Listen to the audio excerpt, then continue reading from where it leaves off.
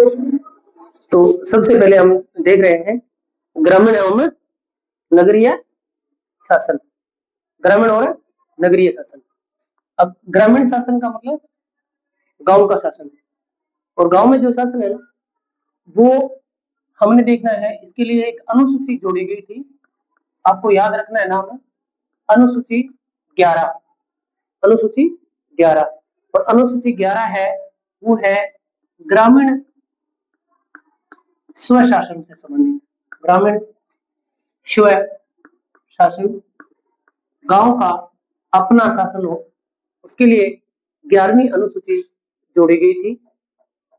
अगर बात करें पहले संविधान के अंदर जो बना संविधान, उस टाइम अनुसूचियां थी, केवल 8 अनुसूचियां थी। धीरे धीरे संशोधन करके उनमें अनुसूचियों में वृद्धि की गई, और इस प्रकार से जो 11वीं अनुसूची बनी वो बनी ग्रामीण स्वशासन के लिए, गांव का जो शासन है उसके लिए बनाई गई थी।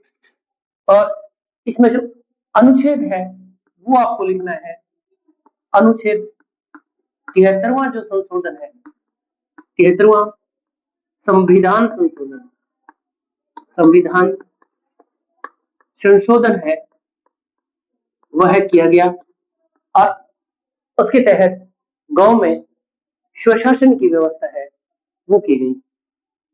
बात देखेंगे इसमें जो विषय रखे गए उनकी बात अगर करते हैं हम, तो ग्रामीण स्वशासन के अंदर 29 विषयों का उल्लेख किया गया। 29 विषयों का उल्लेख किया गया, और एक त्रिस्तरीय पंचायत राज व्यवस्था स्थापित की गई। त्रिस्तरीय पंचायत राज व्यवस्था स्थापित की गई। मतलब ये कि इसके 3 स्तर बनाए गए। सबसे पहले आपको ध्यान रखना है 3 स्तरों में पहला स्तर कौन सा था, तो पहला स्तर जो नीचे के पायदान में था वो था ग्राम पंचायत।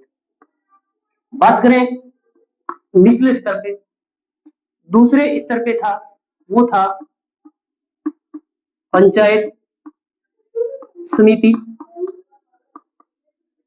और तीसरे स्तर पे जो था वो था जिला परिषद। जिला परिषद को सबसे सर्वोच्च माने, क्या माने, सर्वोच्च या शीर्ष पर भी कह सकते हैं। तो सबसे सर्वोच्च या सबसे शीर्ष संस्था कहलाती है जिला परिषद।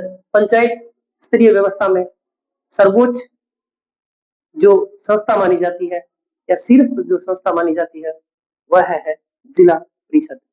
तो इस प्रकार से गांव में ग्राम पंचायत। अब ध्यान रखेंगे इसका मुखिया होता है ना, वह सरपंच होता है। गांव का जो मुखिया, पंचायत का जो मुखिया है वह सरपंच होता है। पंचायत समिति का जो मुखिया होता है वह प्रधान होता है, और जिला परिषद का जो मुखिया होता है वह जिला प्रमुख होता है। तो इस प्रकार से इनके मुखियाओं के नाम आपको याद रखने हैं। इनके साथ एक एक प्रशासनिक अधिकारी होते हैं, जिसको गांव में VDO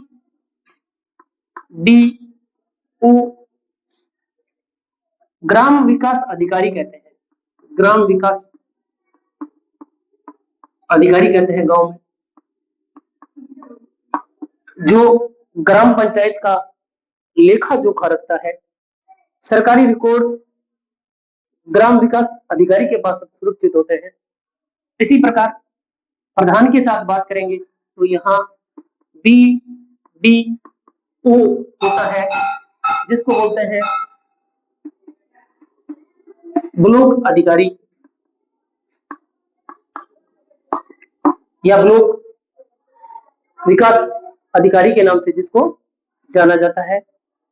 यहाँ जिले में सीईओ का एक पद होता है। जिला प्रमुख के साथ सीईओ का एक प्रमुख है वो पद होता है, याद रखना है आपको। इस प्रकार से प्रत्येक स्तर पर एक एक अधिकारी है वो नियुक्त किया होता है। अब बात करेंगे हम पंचायत, ग्राम पंचायत की। तो ग्राम पंचायत के अंदर साल में 2 बैठकें होना अनिवार्य है। 2 बैठक होना आवश्यक है पंचायत की। ग्राम पंचायत की 2 बैठकें वर्ष में होना आवश्यक है।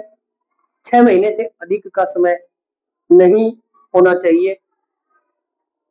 इसी का एक भाग और है, उसको हम कहते हैं ग्राम सभा। और ग्राम सभा की वर्ष में 4 बैठकें होती हैं। ग्राम सभा की वर्ष में 4 बैठकें होती हैं। ये कब कब होती हैं, इनका आपको ध्यान रखना है। तो सबसे पहले आपको याद रखना, जो हमारे वार्षिक उत्सव है 15 अगस्त, 26 जनवरी दोनों। इसके बाद 1 मई को मजदूर दिवस होता है, उस दिन भी इनकी एक बैठक रखी जाती है। और 1-2 अक्टूबर को महात्मा गांधी के जन्मदिन के समय भी इनकी एक बैठक है वो रखी जाती है। तो इस प्रकार से ग्राम सभा की एक वर्ष में 4 बैठकें होती है। बात करें इनके मुखिया का चुनाव है वो 5 वर्ष के लिए किया जाता है। ग्राम पंचायत का जो मुखिया सरपंच होता है उसका इलेक्शन 5 साल के लिए उसको निर्वाचित किया जाता है। ग्राम के कौन करते हैं इसमें? ग्राम के मतदाता सीधे ही मतदान द्वारा अपने ग्राम पंचायत के सरपंच का चुनाव करते हैं, तथा साथ ही वार्ड पंचों का चुनाव किया जाता है। कम से कम एक पंचायत में 9 कम से कम एक पंचायत में 9 वार्ड होते हैं और यही वार्ड पंच अपने में से उप सरपंच का चुनाव करते हैं। अपने में से उप सरपंच का चुनाव है वो ये करते हैं। तो इस प्रकार से गांव की जो व्यवस्था है वह होती है, तथा पंचायत समिति का प्रधान भी पंचायत समिति के सदस्यों द्वारा अप्रत्यक्ष रूप से चुना जाता है। यानी पंचायत समिति के चुने हुए सदस्य अपने में से ही एक व्यक्ति को प्रधान चुनते हैं, तथा जिला प्रमुख का चुनाव भी जिला परिषद के सदस्य अपने में से करते हैं। यानी इन चुने हुए सदस्यों में से ही एक सदस्य है वो जिला प्रमुख बनता है, तथा एक उप प्रमुख बनाया जाता है। इसी प्रकार यहाँ भी एक उप प्रधान का चुनाव है वो भी पंचायत समिति के चुने हुए सदस्यों में से किया जाता है। तो ये एक सीधा सा हमारा जो ग्रामीण परिवेश है उसके तहत ग्रामीण स्वशासन में जो त्रिस्तरीय व्यवस्था है उसका चर्चा हमने किया कि किस प्रकार से ग्रामीण शासन है, इसके अंदर पंचायत समिति, जिला परिषद और सबसे निम्न स्तर पर ग्राम पंचायत है वो होती है। इसी संविधान में एक और नगरीय शासन का उल्लेख किया गया, इसमें नगरों में जो हमारा शासन है उसके बारे में चर्चा किया गया। तो हमें देखना है शहरी जो शासन है उसके बारे में। तो शहरी शासन पे आपको ध्यान रखना है कि सबसे पहले हम देखेंगे इसके भी 3 स्तर बनाएंगे नगरीय के। क्या लिखेंगे? नगरीय शासन के 3 स्तर बनाए गए। यह जनसंख्या के आधार पे बने थे। तो सबसे बड़ी जो इसमें होती है, नंबर 1 लगा के लिखेंगे अपने, नगर निगम। नंबर 2 पे हमारी रहेगी नगर परिषद और नंबर 3 पे रहेगी हमारी नगर पालिका, जो सबसे निचले स्तर की नगरीय शासन व्यवस्था है वो नगर पालिका है। सबसे बड़े नंबर पे आती है नगर निगम। आपको ध्यान रखना है इसके अंदर जो जनसंख्या का सिस्टम रहता है वो रहता है, यहाँ 5 लाख से अधिक लोग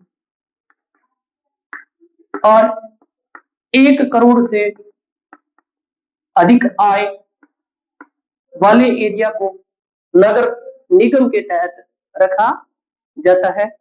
नगर निगम के तहत किनको रखा जाता है? जिनकी आय 1 करोड़ से अधिक हो और आय जनसंख्या है वो 5 लाख से अधिक हो। इसी प्रकार से 1 करोड़ से कम 1 करोड़ से कम जनसंख्या वाले जो एरिया है वो किस में आएंगे? 1 करोड़